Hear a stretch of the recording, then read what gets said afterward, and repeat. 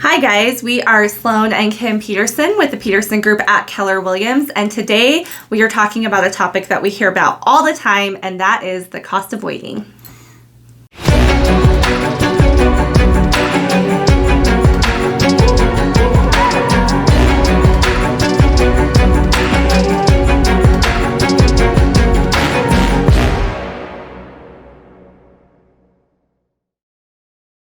All right, today we're going to be talking about cost of waiting. And like Kim said before, we get this question all the time. It's something that we're having with first-time homebuyers, and really not even first-time homebuyers, right? But renters and just people that already are living in their house, right? So I'm going to bring this up on our screen. This is just a quick example of what we could expect to see if we've seen a 6% appreciation gain this year, right?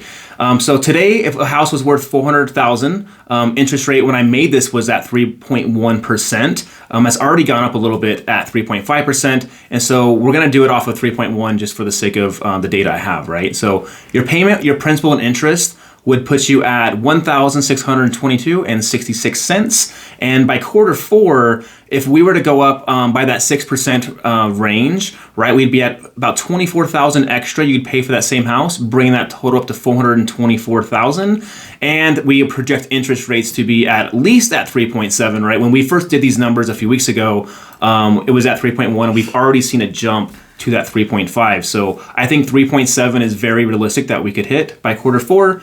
That brings that same house up to $1,854.02, which is basically a difference of $231.36 a year, or a month, sorry. And the difference of the lifetime of the loan, which is 30 years, is going to be $83,289, as you can see on the screen there. And like I said, this is just based off a 6% raise, right?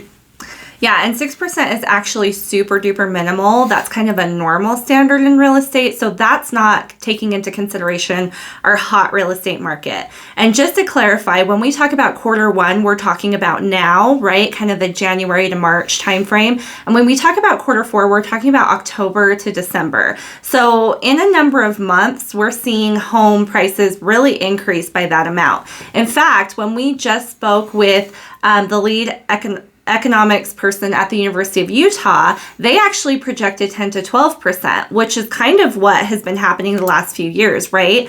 So at 10%, that same $400,000 house now is costing $440,000, and at 12%, it's costing $448,000.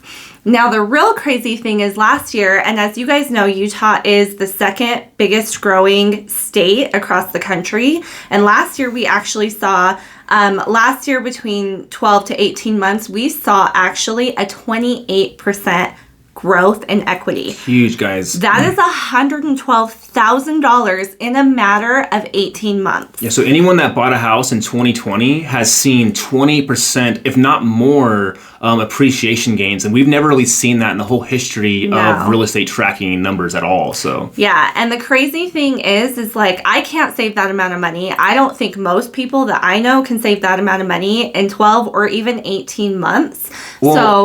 Oh, sorry. And what I was going to say too is like, just to stop Kim there, is like, and that's if you're a renter, right? Like, you're just losing both sides of that, Absolutely. right? At least if you own a house, you're still gaining. Yeah, you're waiting, right? But you're still gaining that equity, right? If you're a renter, you're paying your landlord, to help pay their payment, and then you're not seeing any of those appreciation gains, and your rent's going up, right? Which Kim's going to talk about next. Yeah, and actually, when we were in that same discussion, not only are we seeing increase in equity, but when there is a supply and demand issue, that means housing in general, right? It's not just for homeowners, but it's also for renters.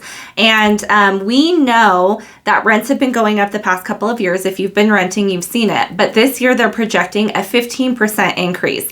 Now, why that happens is because as our homes become worth more money, the taxes are higher, right? And so then the landlord has to pass those costs onto the renter. And so 15% means if you were paying $1,300 a month, you are now going to be paying $1,495 a month. That's $195 difference, right? Like, I don't know about you guys, but $200 more a month to my bottom line, that's huge, right? Like, that's really life-changing kind of money really for most of us, right? So absolutely. And so if you are renting and you have the opportunity to buy, there's no reason to wait. You're not going to save the amount of money that you're going to lose just continuing to rent, and your rents are going up. So it's really no longer cheaper to rent than it is to purchase in some cases. Yeah, and if you're waiting, right, the market, people talk about that crashing, which we're going to talk about more in detail in another video, but it's just not coming, guys, right? And we can show you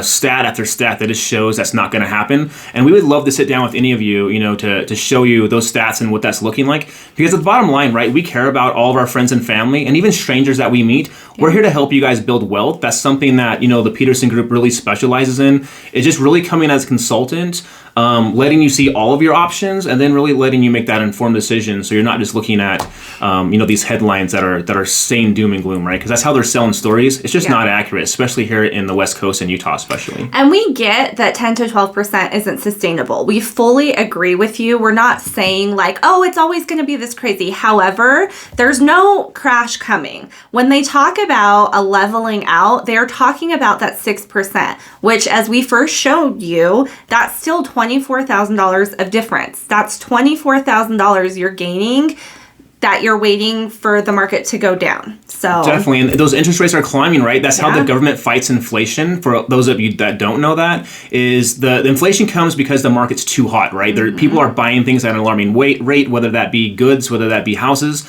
And the way to stop that is by making the interest rate go a little bit higher, and that slows down that growth. So if interest rates go higher like we're projecting, and the house prices go up, that's when we start getting into a very unaffordable market. And Utah, it feels unaffordable because we're used to having, a pretty affordable market. But right now, it's still not above that affordable range. But we are going to get there, right? And like Kim said, we can't see that 12 and 15% sustain long term. However, 6% is very modest. And, we always are outperforming the rest of the nation. We have been for the last decade. And when you start thinking about that, right, 3% is national average, 3 to 4, and 6 to 7% in Utah. Very doable. We've seen 20%, and we're projecting 10 to 12 in 2022.